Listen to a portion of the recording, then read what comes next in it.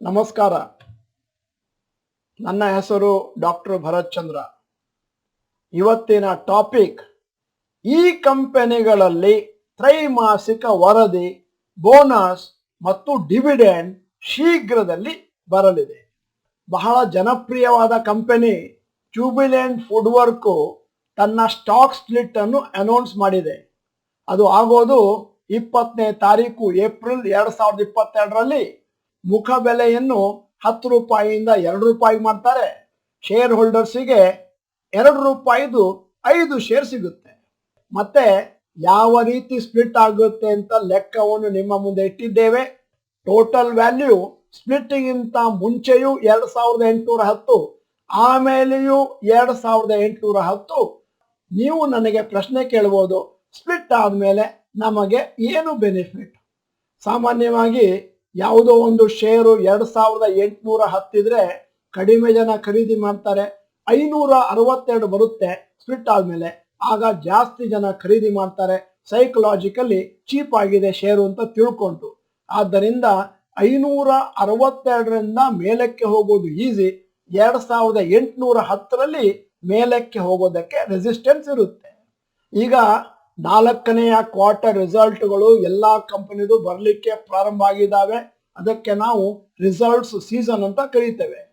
ಮೊದಲನೆಯ ಕಂಪನಿಯ ರಿಸಲ್ಟ್ 11ನೇ ತಾರೀಕು ಏಪ್ರಿಲ್ ಸೋಮವಾರದಿಂದ ಪ್ರಾರಂಭ ಆಗುತ್ತೆ. ಇವತ್ತು ನಿಮ್ಮ ಮುಂದೆ ಒಂದು ದೊಡ್ಡ ಪಟ್ಟಿಯನ್ನು ಇಟ್ಟಿದ್ದೇವೆ. ಏಪ್ರಿಲ್ 2022ರಲ್ಲಿ ಯಾವ್ಯಾವ ಕಂಪನಿಗಳ ತ್ರೈಮಾಸಿಕ ವರದಿ ಬರಲಿದೆ ಅಂತ. ಮತ್ತೆ ಈ ಪಟ್ಟಿಯಲ್ಲಿ ಇಲ್ಲದ ಹಲವಾರು ಕಂಪನಿಗಳು ಮೇನಲ್ಲಿ ತಮ್ಮ ರಿಸಲ್ಟ್ಸ್ ಅನ್ನು ಹೊರಗೆ ತರ್ತಾ ಇದ್ದಾರೆ.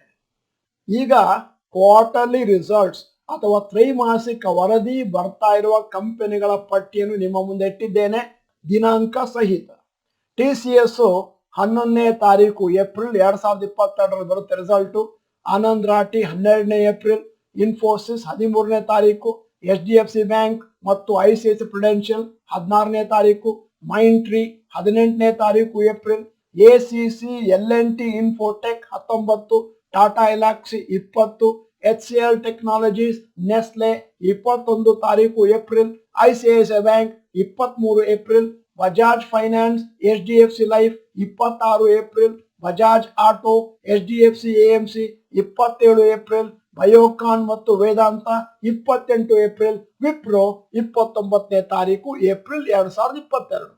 ಈ ರಿಸಲ್ಟ್ಗಳು ಈ ತಿಂಗಳು ಬರ್ತಾ ಇರೋದ್ರಿಂದಾಗಿ ಈ ಷೇರುಗಳಲ್ಲಿ ದೊಡ್ಡ ಅಲ್ಲೋಲ ಕಲ್ಲೋಲ ಆಗಬಹುದು. ಮತ್ತೆ ಷೇರು ಮಾರುಕಟ್ಟೆ ಒಂದು ತರ ಭಯಂಕರವಾದ ವೈಪರೀತ್ಯವನ್ನು ಅನುಭವಿಸಬಹುದು. ಮುಂಬರುವ ಷೇರಿನ ಬೆಲೆ ಯಾವ ರೀತಿ ರಿಸಲ್ಟ್ ಇದೆ ಅದರ ಮೇಲೆ ಡಿಪೆಂಡ್ ಆಗಿರುತ್ತೆ, ಒಳ್ಳೆಯದೋ ಕೆಟ್ಟದೋ. ಬಹಳ ಸತಿ ನಾವು ನಮ್ಮ ಅನುಭವದಿಂದ ಹೇಳ್ತಾ ಇದ್ದೇವೆ, ಷೇರಿನ ಬೆಲೆ ಮೇಲಕ್ಕೆ ಹೋಗ್ಲಿಕ್ಕೆ ಕೆಳಕ್ಕೆ ಬರಲಿಕ್ಕೆ ಬ್ರೋಕರೇಜ್ ಕಂಪನಿಗಳಲ್ಲಿರುವಂತ ಅನಲಿಸ್ಟ್ಗಳ ನಿರೀಕ್ಷೆಯ ಮೇರೆಗಿರುತ್ತೆ. ಈ ಅನಲಿಸ್ಟ್ಗಳ ನಿರೀಕ್ಷೆ ಏನಿದೆ ಅಂತ ತಿಳ್ಕೋಬೇಕು ಅಂತಂದ್ರೆ ನೀವು moneycontrol.com ಹೋದ್ರೆ ಅಲ್ಲಿ ಎಲ್ಲವನ್ನು 1-2 ದಿನಗಳ ಮುಂಚೆ ಅನೌನ್ಸ್ ಮಾಡಿರ್ತಾರೆ. ಈಗ ಏಪ್ರಿಲ್ 2022ರಲ್ಲಿ ಬೇಕಾದಷ್ಟು ಕಂಪನಿಗಳು ಡಿವಿಡೆಂಡ್ ಪೇಮೆಂಟ್ ಮಾಡ್ತಾ ಇದ್ದಾವೆ.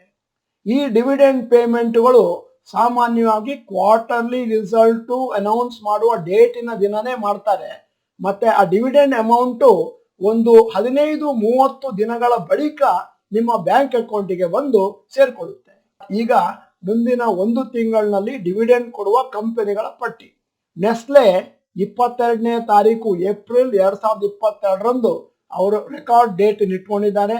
Muthoot finance 26 April, ABB India 28, HCL technologies 29 April 2022.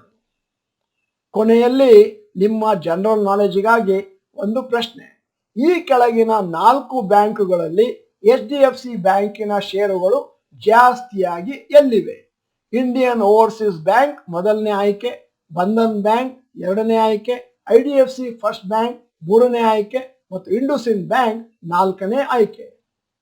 ನೀವು ಡಾಕ್ಟರ್ ಭರತ್ ಚಂದ್ರ ಚಾನಲ್ ಮೆಂಬರ್ ಅಲ್ಲಿದ್ರೆ ಇದೀಗ ಸಮಯ. ಸಬ್ಸ್ಕ್ರಿಪ್ಷನ್ ಬಟನ್, ಬೆಲ್ ಐಕಾನ್ ಒತ್ತಿ. ವಿಡಿಯೋ ಚೆನ್ನಾಗಿದ್ರೆ ಲೈಕ್ ಬಟನ್ ಒತ್ತೋದ್ರಿಂದ ನಮಗೆ ಪ್ರೋತ್ಸಾಹ ಮಾಡಿದ ಹಾಗೆ. ಮತ್ತೆ ವಿಡಿಯೋ ಚೆನ್ನಾಗಿದ್ರೆ ಮತ್ತೆ ಕಂಟೆಂಟ್ ಚೆನ್ನಾಗಿದೆ ಅಂತಂದ್ರೆ ಇದನ್ನ ಬೇರೆಯವರಿಗೆ ಫಾರ್ವರ್ಡ್ ಮಾಡಿ. ಕೊನೆಯಲ್ಲಿ ತಪ್ಪದೆ ನಿಮ್ಮ ಉತ್ತರವನ್ನು ಕಮೆಂಟ್ ಬಾಕ್ಸ್ ನಲ್ಲಿ ತಿಳಿಸಿ. ಈ ವಿಡಿಯೋನ ಸಂಪೂರ್ಣವಾಗಿ ನೋಡಿದ್ದಕ್ಕೆ ಧನ್ಯವಾದಗಳು. ನಮಸ್ಕಾರ.